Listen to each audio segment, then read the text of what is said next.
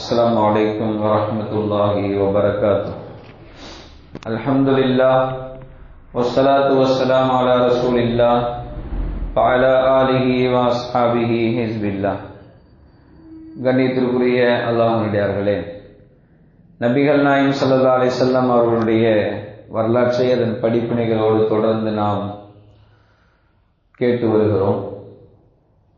நபிகள் நாயகம் ஸல்லல்லாஹு அலைஹி வஸல்லம் அவருடைய வரலாற்றை முழுமையாக யாராலும் சொல்லிவிட முடியாது. அந்த அளவுக்கு பறந்து விரிந்த ஒரு பொக்கிஷமாக அல்ல குறையாத ஒன்றாக பெருமானார் ஸல்லல்லாஹு அலைஹி வஸல்லம் வரலாறு என்பது இருக்கிறது. நபிகள் நாயகம் ஸல்லல்லாஹு அலைஹி வஸல்லம் அவருடைய வரலாற்றை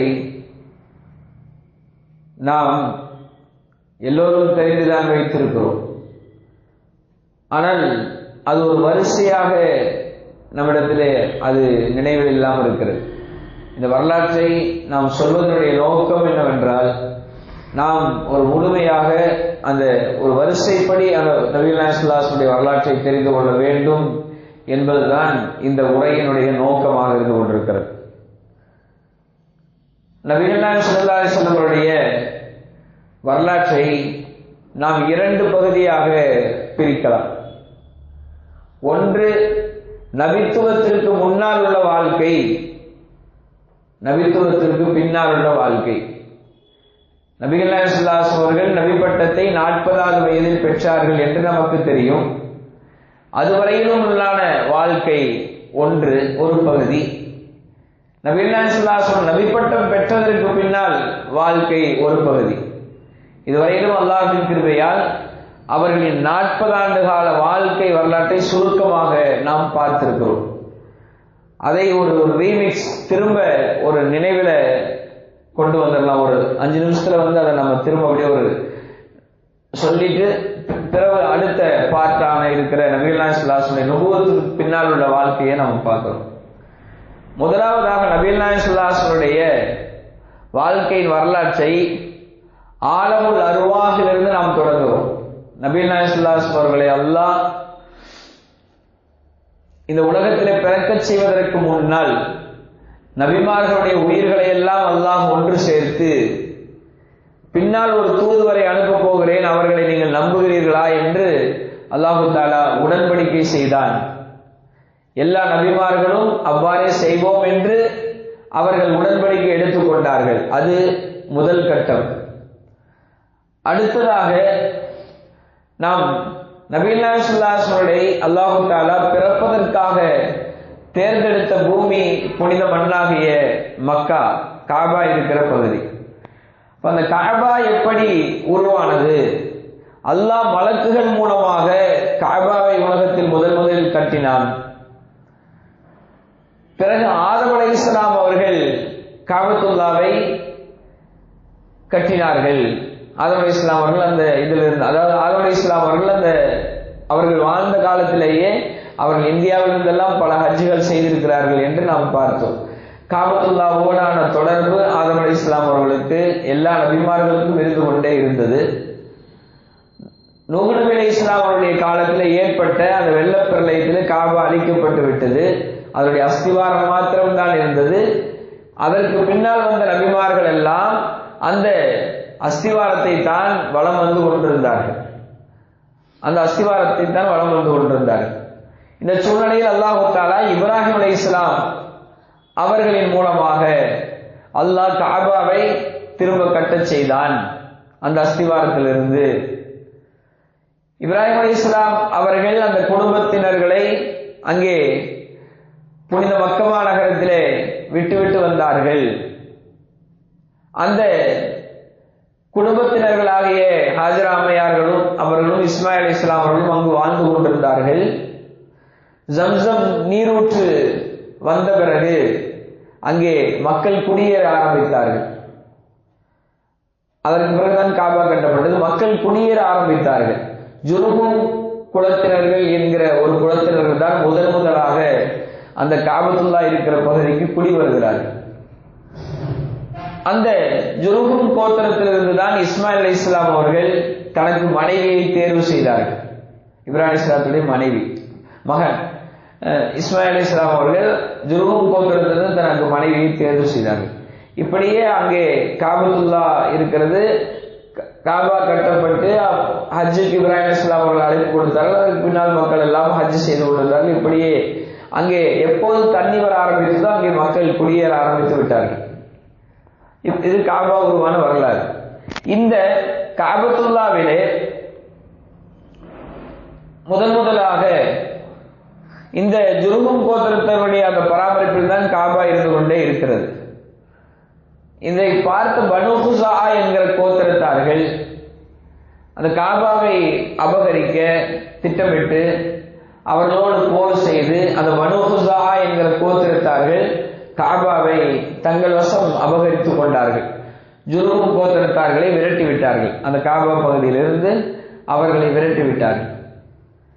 இப்படி நடந்து கொண்டிருக்கிற அந்த சூழலில் அந்த அம்ர் இப்னு லுஐ என்று சொல்லப்படுகிற ஒருவன், அந்த பனு குஸா கோத்திரத்தாருடைய அந்த சார்ந்த அம்ர் இப்னு லுஐ என்பவன், அவர்களுக்கு காபாவின் கண்ணியம் எல்லாம் தெரியாது.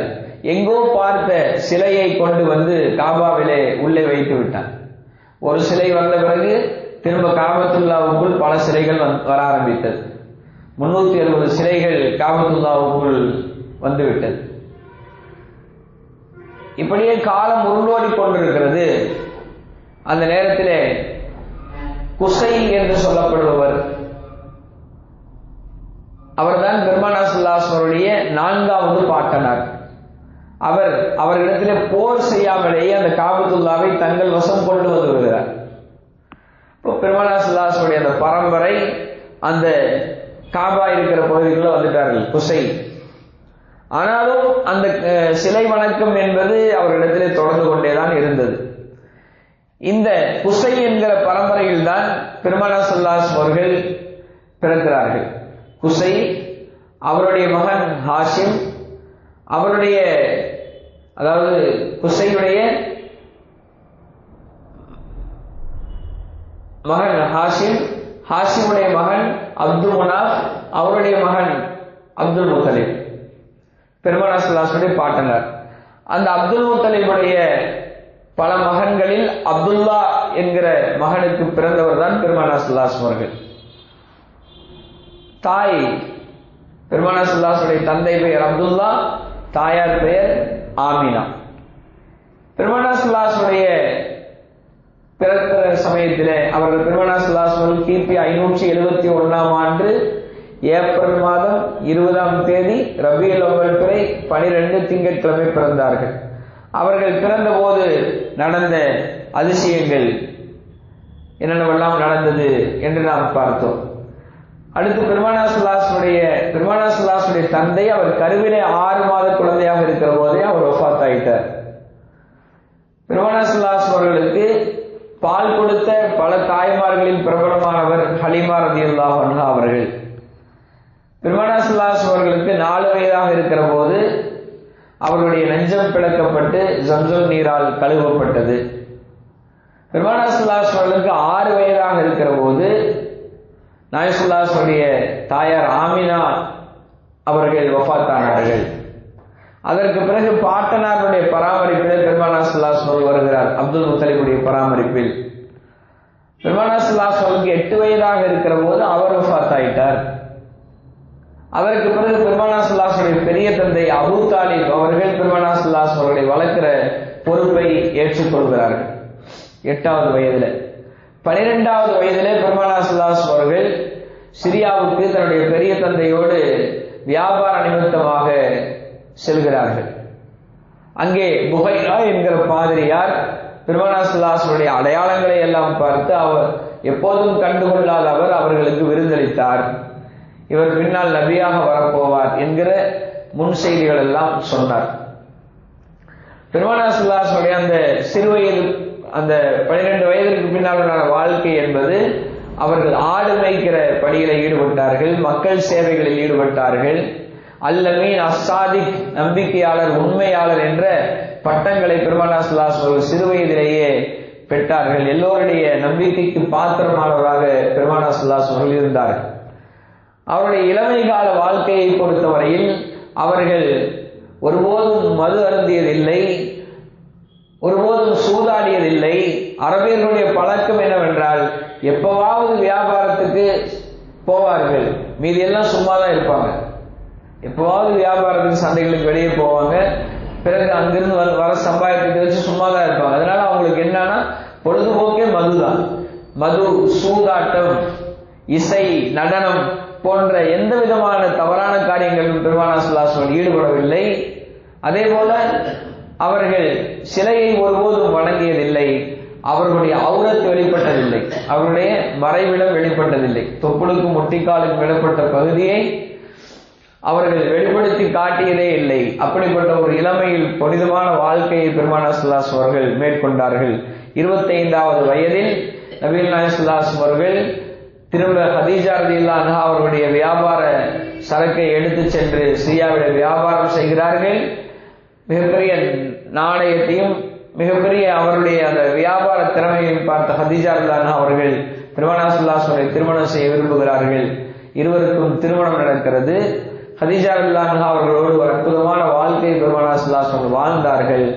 அதன் மூலமாக 6 குழந்தைகள் ஹதீஜா நாயகி மூலமாக பெருமானார் ஸல்லல்லாஹு அலைஹி வஸல்லம் கிடைத்தது. 2 ஆண் குழந்தைகள், ஒன்று காசிம் ரலியல்லாஹு அன்ஹு, இன்னொன்று அப்துல்லா ரலியல்லாஹு அன்ஹு. குழந்தைகளுடைய பெயர்களை நாம் வைத்துக் கொள்வோம். 4 பெண் குழந்தைகள், ஒன்று ஜைனப் ரலியல்லாஹு அன்ஹா, 2வது ருக்கையா ரலியல்லாஹு அன்ஹா, 3வது உம்மு குல்சும் ரலியல்லாஹு அன்ஹா, 4வது ஃபாத்திமா ரலியல்லாஹு அன்ஹா.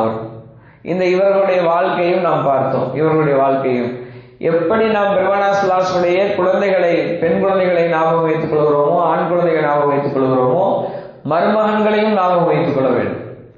ஒன்று ஜைனப் ரலியல்லாஹுடைய கணவர் அபுல் ஆஸ் ரலியல்லாஹு அன்ஹு அவர்கள், அடுத்து ருக்கையா ரலியல்லாஹு அன்ஹா அவர்களை உஸ்மான் ரலியல்லாஹு அன்ஹு பெருமானார் ஸல்லல்லாஹு அலைஹி வஸல்லம் மணமுடித்துக் கொடுத்தார்கள். அவர்களுடைய வஃபாத்துக்கு பின்னால் உம்மு குல்சூம் ரலியல்லாஹு அன்ஹா அவர்களையும் திருமணம் செய்து கொடுத்தார்கள். உஸ்மான் ரலியல்லாஹு அன்ஹு அவர்கள் ஒரு மருமகன், அபுல் ஆஸ் ஒரு மருமகன், அலி ரலியல்லாஹு அன்ஹு, ஃபாத்திமா ரலியல்லாஹு அன்ஹா அவர்களை மணமுடித்து அலி ரலியல்லாஹு அன்ஹு ஒரு மருமகன். இப்படி 3 மருமகன்கள் பெருமானார் ஸல்லல்லாஹு அலைஹி வஸல்லம் அவர்களுக்கு. அதற்கு பின்னால் நபிகள் நாயகம் ஸல்லல்லாஹு அலைஹி வஸல்லம் அவர்கள், அதே போல நாயகம் ஸல்லல்லாஹு அலைஹி வஸல்லம் அவர்களுக்கு இன்னொரு குழந்தை மாரியத்துல் கிப்தியா என்கிற மனைவியின் மூலமாக பிறந்தது. அந்த குழந்தையின் பெயர் இப்ராஹிம். ஆக 7 குழந்தைகள் பெருமானார் ஸல்லல்லாஹு அலைஹி வஸல்லம் அவர்களுக்கு. இது சம்பந்தமான அவர்கள் சம்பந்தமான வாழ்க்கை வரலாற்றை பார்த்தோம். அடுத்து 35வது வயது பெருமானார் ஸல்லல்லாஹு அலைஹி வஸல்லம் இருக்கிற போது காபத்துல்லா புதுப்பிக்கப்பட்டது குறைஷிகளால். அந்த காபத்துல்லாவை புதுப்பிக்கிற போது ஹஜருல் அஸ்வத் கல்லை யார் எடுத்து வைப்பது என்று சண்டையிட்டு கொண்டிருந்த போது பெருமானார் ஸல்லல்லாஹு அலைஹி வஸல்லம் அவர்கள் ஒரு அற்புதமான தீர்ப்பை வழங்கி அவர்களுக்கு இடையிலே ஒரு ஒற்றுமையை ஏற்படுத்தி, எல்லா கூட்டத்தின் தலைவர்களும் ஒரு துண்டின் ஓரத்தை பிடியுங்கள், ஓரங்களை பிடிங்கள் என்று சொல்லி ஹஜருல் அஸ்வத் கல்லை அந்த துண்டிலே வைத்து அதை காபத்துல்லாவில் பெருமானார் ஸல்லல்லாஹு அலைஹி வஸல்லம் பதித்தார்கள், ஒரு ஒற்றுமையை ஏற்படுத்தினார்கள் என்று நாம் பார்த்தோம். இது 35வது வயதிலே நடந்தது. அதற்கு பின்னால் நபிகள் நாயகம் ஸல்லல்லாஹு அலைஹி வஸல்லம் அவர்களுக்கு அந்த 39வது வயது, 40 வயதை நெருங்கிற போது பெருமானார் ஸல்லல்லாஹு அலைஹி வஸல்லம் நல்ல கனவுகள் வர துவங்கியது. ஒரு 6 மாத காலம் கனவுகளை பெருமானார் ஸல்லல்லாஹு அலைஹி வஸல்லம் நல்ல கனவுகளை கண்டார்கள். அது எதை பார்க்கிறார்களோ அது நடந்தது. பிறகு பெருமானார் ஸல்லல்லாஹு அலைஹி வஸல்லம் அதிகமாக ஹிரா குகையில தவத்திலே இருந்தார்கள். ஏதோ ஒரு வேறு பாதையை நோக்கி நம்முடைய வாழ்க்கை செல்ல போகிறது என்று பெருமானார் ஸல்லல்லாஹு அலைஹி வஸல்லம் உணர்ந்து கொண்டார்கள். சப்தங்களை கேட்டார்கள், ஒளியை பார்த்தார்கள் என்பது வரையிலும் பார்த்தோம் இன்ஷா அல்லாஹ். இது நபிகள் நாயகம் ஸல்லல்லாஹு அலைஹி வஸல்லம் 39வது வயதிலிருந்து 40வது வயது வரைக்கும், கிட்டத்தட்ட இது 40வது நுபுவத்திற்கு முன்னால் உள்ள வாழ்க்கை, நபித்துவத்துக்கு முன்னால் உள்ள வாழ்க்கை சுருக்கம் இதுதான். இன்ஷா அல்லாஹ் நாம் தொடர்ந்து இனி நாம் நுபுவத்துக்கு பின்னால் உள்ள வாழ்க்கை எப்படி, நுபுவத்திலிருந்து இன்ஷா அல்லாஹ் அவருடைய வரலாற்றை துவக்குவோம். பெருமானார் ஸல்லல்லாஹு அலைஹி வஸல்லம் வரலாற்றை கேட்பதன் மூலமாக இருந்து கிடைக்கிற படிப்பினைகளை பின்பற்றி நடக்கூடிய நல்ல தௌஃபீக்கினை அல்லாஹ் தஆலா அனைவருக்கும் தந்தல்வானாக. ஆமீன். வாஹிரு தஅவானா அல்ஹம்துலில்லாஹி ரப்பில் ஆலமீன். வஸ்ஸலாமு அலைக்கும் வரஹ்மத்துல்லாஹி வபரகாத்துஹு. சுப்ஹானல்லாஹி வபிஹம்திஹி சுப்ஹானக்கல்லாஹும்ம வபிஹம்திக நஷ்ஹது அல்லா இலாஹ இல்லா அன்த வ நஸ்தக்ஃபிருக வ நத்தூபு இலைக். ஆமீன். சுப்ஹான ரப்பிக ரப்பில் இஸ்ஸத்தி அம்மா யசிஃபூன் வ ஸலாமுன் அலல் முர்ஸலீன் வல்ஹம்துலில்லாஹி ரப்பில் ஆலமீன். ஸல்லல்லாஹு அலா முஹம்மத் ஸல்லல்லாஹு அலைஹி வஸல்லம், ஸல்லல்லாஹு அலா முஹம்மத் ஸல்லல்லாஹு அலைஹி வஸல்லம், ஸல்லல்லாஹு அலா முஹம்மத் யா ரப்பி ஸல்லி அலைஹி வஸல்லம்.